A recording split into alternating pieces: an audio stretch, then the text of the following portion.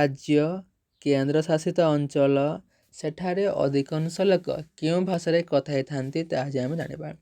Andhra Pradesh Telugu, Arunachal Pradesh ନିସି, Assam ଆସାମୀୟ, Bihar Hindi Bihari, Chandigarh Hindi, Chhattisgarh Hindi, Goa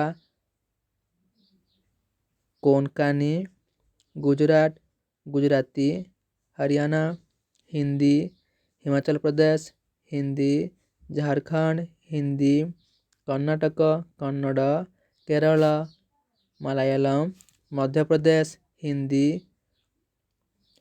Maharashtra Marathi, Manipur Manipuri, Meghalaya ଖାସୀ, Mizoram Mizo, Nagaland Naga, Odisha Odia, Punjab Punjabi, Rajasthan Hindi, Sikkim Nepali, Tamil Nadu Tamil, Telangana Telugu, Tripura Bengali.